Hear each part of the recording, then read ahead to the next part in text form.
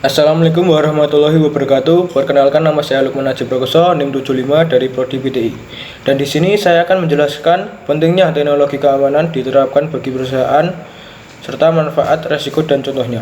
Yang pertama yaitu pentingnya teknologi keamanan, yaitu untuk melindungi perangkat berbasis komputer beserta data milik perusahaan di dalamnya dari pengaksesan yang tidak berizin, dan tidak diharapkan perubahan data secara ilegal maupun potensi kerusakan lainnya. Seiring dengan berkembangnya teknologi informasi yang semakin pesat, sistem keamanan IT dapat membantu organisasi atau perusahaan dalam membangun dan memelihara sistem manajemen keamanan informasi dengan baik. Dan yang selanjutnya itu manfaat teknologi keamanan bagi perusahaan. Yang pertama, menghindarkan perusahaan dari peretasan. Selain produktivitas menjadi terganggu, peretasan juga kerap berujung pada pengeluaran tambahan. Perusahaan tentu harus melakukan perbaikan jaringan dan hal ini pasti butuh biaya.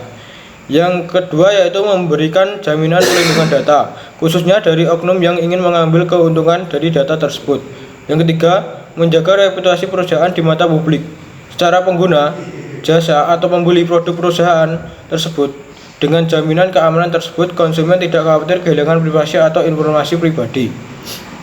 Yang ketiga adalah resiko keamanan yang sering mengintai perusahaan bahkan di waktu-waktu yang tidak terduga sebelumnya, dan berikut beberapa resikonya. Yang pertama, phishing.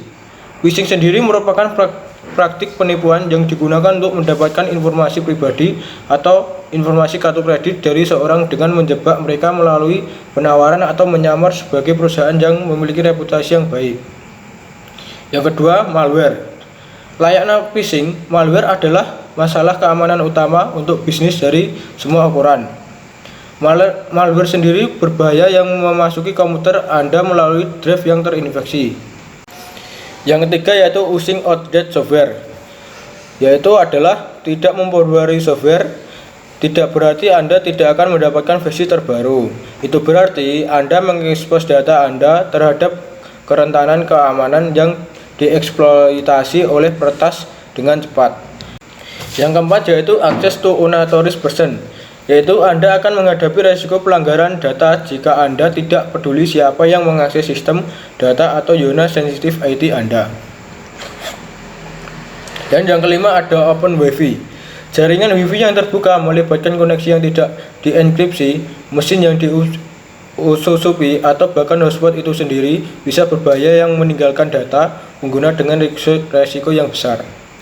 Dan yang keenam ada ingredient employees. Terkadang kesalahan atau kelainan karyawan Anda dapat mendatangkan malapetaka pada data bisnis, jaringan, dan program Anda. Misalnya, beberapa karyawan membiarkan PC mereka tanpa pengawasan terbuka untuk mengunjungi situs dan sumber berbahaya. Yang ketujuh adalah insider threat. Karyawan yang jahat lebih berbahaya bagi data sensitif Anda daripada ancaman eksternal atau keamanan teknis. Kerugian dari kejahatan yang dilakukan oleh seorang dalam sangat signifikan karena orang-orang ini akrab dengan sistem data perusahaan dan memiliki akses ke akun sensitif. Dan yang selanjutnya adalah beberapa contoh serangan pada perusahaan. Yang pertama, denial of service.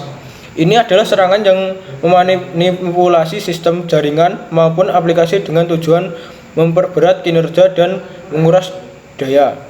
Peretas pada umumnya menuntut sejumlah uang apabila perusahaan ingin terbebas dari serangan. Yang kedua, malware dan virus juga berfungsi melindungi sistem dari program jahat yang sengaja disusukan. Virus tersebar melalui email, website yang mencurigakan, atau perangkat keras yang terhubung. Virus dapat merusak, menyembunyikan, atau menghapus data. Yang tiga ada botnet dan zombies. Ini adalah serangan pada komputer yang terhubung dengan jaringan sentral. Disebut zombies karena efeknya di bawah kendali peretas.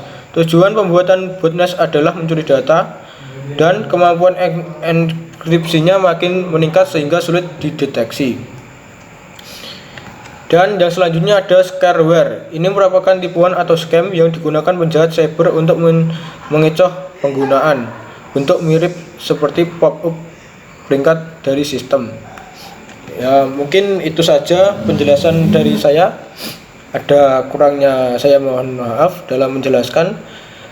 Cukup sekian, akhirul kalam. Wassalamualaikum warahmatullahi wabarakatuh.